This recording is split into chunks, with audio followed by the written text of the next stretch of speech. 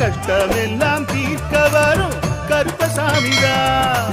கண்ணெதிரே காட்சி தரும் கருப்பசாமிதான். கண்ணெதிரே காட்சி தரும் கருப்பசாமிதான். புளியரை நீங்க வாங்க சந்ததி தழைக்கும்.